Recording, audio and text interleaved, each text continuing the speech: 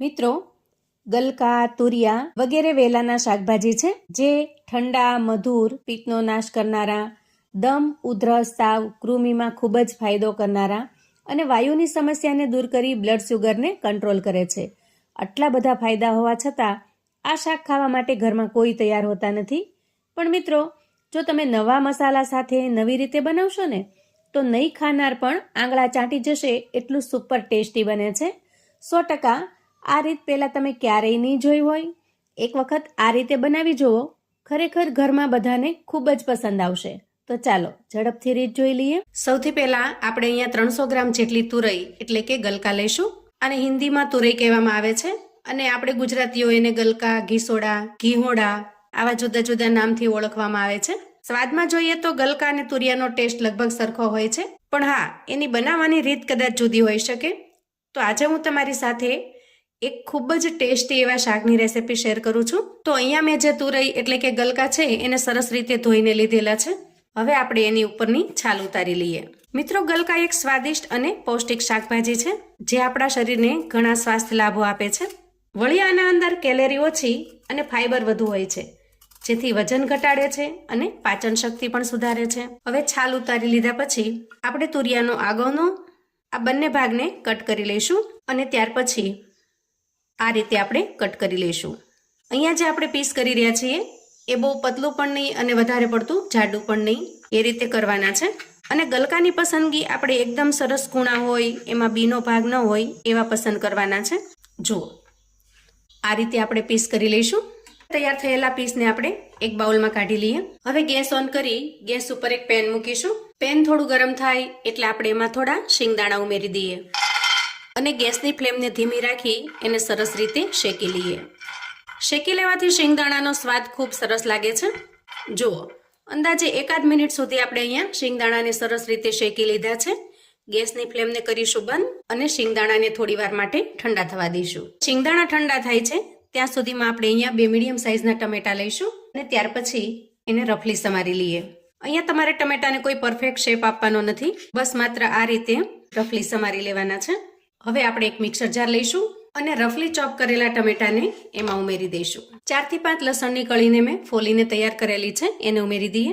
અહીંયા લસણનું પ્રમાણ થોડું તમારે જો વધારે રાખવું હોય તો તમે થોડું વધારી શકો છો. એક લીલું મરચું આ રીતે સમારીને ઉમેરી દઈએ અને ત્યાં સુધીમાં જુઓ, અહીંયા શિંગદાણા પણ સરસ રીતે ઠંડા થઈ ગયા છે, તો એને પણ ઉમેરી દઈએ. શિંગદાણાને તમે અહીંયા એની ઉપરની સ્કીન કાઢીને પણ ઉમેરી શકો છો, પણ આજે આપણે અહીંયા શિંગદાણાની સ્કીન નહીં કાઢીએ, આ રીતે સીધા જ ઉમેરીશું. કેમ કે શિંગદાણાની સ્કીન રહેવા દઈશું ને તો આજની જે રેસિપી બનશે એનો ટેસ્ટ પણ સરસ બનશે અને કલર પણ. હવે ઢાંકણ ઢાંકી એકદમ સરસ મજાની પેસ્ટ બનાવીને તૈયાર કરી લઈએ. જુઓ, આ રીતે એકદમ મસ્ત પેસ્ટ બનીને તૈયાર થશે. હવે આટલી તૈયારી કર્યા પછી આપણે કુકિંગ પ્રોસેસ બાજુ જઈએ. ત્યાર પછી ગેસ ઓન કરી ગેસ ઉપર આપણે એક પેન મૂક્યું છે અને પેનમાં 2 નાના ચમચા જેટલું તેલ લઈશું. તેલ થોડું ગરમ થાય એટલે 1 ચમચી જેટલી રાઈ ઉમેરી દઈએ અને 1 ચમચી આખું જીરું અને થોડી હિંગ ઉમેરીશું. હવે રાઈ સરસ રીતે ફૂટી જાય અને જીરું પણ સરસ રીતે સતળાઈ જાય એ સમયે અહીંયા મેં એક મીડિયમ સાઇઝની ડુંગળીને લચ્છામાં સમારીને તૈયાર કરેલી છે, એને ઉમેરી દઈએ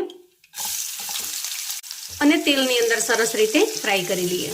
મિત્રો, ગલકા કે તુરિયાના શાક તો તમે ઘણી વખત બનાવ્યા હશે, પણ આજે જે શાક બનાવીશું ને એટલું ટેસ્ટી, સ્વાદિષ્ટ અને મજેદાર બનશે કે જેને ગલકા તુરિયા નહીં ભાવતા હોય એ લોકો પણ આ શાક તો માંગીને ખાશે. ખૂબ જ સ્વાદિષ્ટ બને છે. અહીંયા આપણે ગલકાનું શાક બનાવી રહ્યા છીએ, આ જ રીતે તમે તુરિયાનું શાક પણ બનાવી શકો છો. બંનેની રીત એક સરખી છે અને બંનેના મસાલા પણ સરખા છે. ગેસની ફ્લેમને ધીમી રાખી ડુંગળીને આપણે સરસ મજાની બ્રાઉન કલરની થાય ત્યાં સુધી સાંતળી લેવાની છે. હવે જુઓ, અહીંયા ડુંગળી એકદમ સરસ સતળાઈ ગઈ છે, સોનેરી કલરની થઈ ગઈ છે. એ સમયે આપણે જે ટમેટા, શિંગદાણા, મરચાં અને લસણની પેસ્ટ બનાવેલી છે એને ઉમેરી દઈએ. અહીંયા જારમાં જો પેસ્ટ વધે તો થોડું પાણી ઉમેરી એને લઈ લઈએ જેથી વેસ્ટ ન જાય અને સરસ રીતે મિક્સ કરી લઈએ. ડુંગળી અહીંયા મેં પાતળા લચ્છામાં સમારેલી છે, તમે એકદમ ઝીણા ઝીણા પીસમાં પણ સમારી શકો છો. હવે બધી જ વસ્તુને સરસ રીતે મિક્સ કર્યા પછી આપણે રૂટીન મસાલા કરીશું.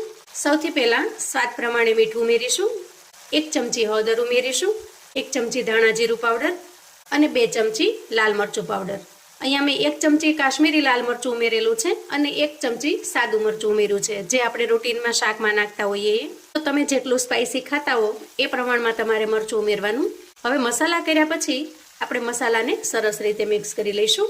જુઓ, અહીંયા મસાલાનો લુક જોતા જ આપણને લાગે છે કે શાક એકદમ સ્વાદિષ્ટ અને મજેદાર બનશે. મસાલાનો લુક જ એકદમ ગજબનો ટેસ્ટી જેવો લાગે છે. હવે થોડીવાર મસાલાને શેક્યા પછી એમાંથી તેલ રિલીઝ થવા લાગશે. અહીંયા તમે જોઈ શકો છો ધીરે ધીરે એમાંથી તેલ રિલીઝ થવા લાગ્યું છે. એ સમયે સમારીને તૈયાર કરેલા ગલકા ઉમેરી દઈએ અને સરસ રીતે મિક્સ કરી લઈએ. તો મોટા ભાગના શાકમાં શું થતું હોય કે શાક મિક્સ કર્યા પછી આપણે એમાં થોડું ઘણું પાણી તો ઉમેરવું જ પડે છે, પણ આ શાકની અંદર તમારે પાણી બિલકુલ નહીં ઉમેરવું પડે. પાણીના ઉપયોગ વગર જ એકદમ સરસ લચકા જેવું બનીને તૈયાર થશે. અહીંયા આપણે બધા જ પીસને ગ્રેવીમાં સરસ રીતે મિક્સ કરી લીધા છે. ગેસની ફ્લેમને આપણે એકદમ ધીમી રાખીશું. હવે થોડીવાર માટે આપણે શાકને કવર કરી દઈએ. આ રીતે કોઈ ઢાંકણ ઢાંકી દઈએ અને અંદાજે 6 થી 7 મિનિટ સુધી સરસ રીતે થવા દઈએ. વચ્ચે વચ્ચે જરૂર જણાય ત્યારે આપણે એને ચલાવી લેવાનું છે, જેથી તળિયે ચોંટી ન જાય. વચ્ચે 3 મિનિટનો સમય થાય એટલે આપણે એક વખત ચેક કરી લઈએ. જુઓ, અહીંયા શાકમાંથી તેલ રિલીઝ થવા લાગ્યું છે અને શાકની ગ્રેવી પણ હજી સરસ છે, નીચે બિલકુલ ચોંટતું નથી, કેમ કે ગલકાની અંદર જ પોતાનું કુદરતી નેચરલ પાણી હોય છે, જે કૂક કરવાથી સરસ રીતે રિલીઝ થઈ જાય છે. ફરી આપણે ઢાંકણ ઢાંકીશું અને ફરી અંદાજે 2 થી 3 મિનિટ સુધી કૂક થવા દઈશું. હવે અંદાજે 6 મિનિટ પછી ચેક કરી લઈએ. વાહ, જુઓ, સુપર ટેસ્ટી, ખૂબ જ મજેદાર એવું શાક બનીને તૈયાર થઈ ગયું છે. મિત્રો, અહીંયા ખાસ એ વાતનો ખ્યાલ રાખવાનો કે તમે જ્યારે આ શાક બનાવો ને ત્યારે કોઈ જાડા તળિયાની કડાઈ અથવા તો આ રીતે નોનસ્ટિક લેવાની, જેથી આપણે આ શાકને નેચરલ પાણીમાં જ પકવવાનું હોવાથી તળિયે ચોંટી ન જાય. તો અહીંયા આપણું શાક એકદમ પરફેક્ટ બનીને તૈયાર થઈ ગયું છે. હવે આપણે થોડી ઝીણી સમારેલી કોથમીર ઉમેરી દઈએ અને સરસ રીતે મિક્સ કરી લઈએ. ગેસની ફ્લેમને આપણે બંધ કરીશું અને ઢાંકણ ઢાંકી શાકને અંદાજે 4 થી 5 મિનિટ સુધી સીજવા દઈશું, જેથી અંદરની ગરમીથી પણ શાકમાં જો ક્યાંય પણ કચાશ રહી ગઈ હોય તો એકદમ સરસ રીતે તૈયાર થઈ જાય. તો મિત્રો, આ શાકને તમે પૂરી, પરાઠા, રોટલી, ભાખરી કે પછી રોટલાની સાથે પીરસી શકો છો. સ્વાદમાં એટલું લાજવાબ ને ટેસ્ટી બને છે કે જે તુરિયા કે ગલકા નહીં ખાતા હોય ને એ લોકો પણ ચોક્કસથી માંગીને ખાશે. શાકને તમે પ્લેન રાઈસ એટલે કે ભાતની સાથે પીરસી શકો છો અથવા તો દાળ ભાતની સાથે પણ આ શાકનું કોમ્બિનેશન એકદમ મસ્ત બનીને તૈયાર થશે. તો મિત્રો, જો ક્યારેય તમે આ રીતે તુરિયાનું શાક કે ગલકાનું શાક ના બનાવ્યું હોય ને તો એક વખત મારા કહેવાથી પણ ચોક્કસથી બનાવજો, કેમ કે સ્વાદમાં એટલું ગજબનું ટેસ્ટી બને છે કે તમને 100% પસંદ આવશે અને ઘરના નાના મોટા સૌ હોંશે ખાશે. આવું અવનવું જાણવા માટે અને મને સપોર્ટ કરવા માટે ચેનલ પર જો તમે નવા છો તો પ્લીઝ ચેનલને સબસ્ક્રાઇબ કરજો. વિડીયો ગમે તો લાઈક અને શેર કરજો. કોમેન્ટમાં મને ચોક્કસથી જણાવજો મિત્રો કે આજની આ શાક બનાવવાની રેસિપી તમને કેવી લાગી છે. ફરી મળીશું એક નવી રેસિપી સાથે. ત્યાં સુધી આવજો મિત્રો.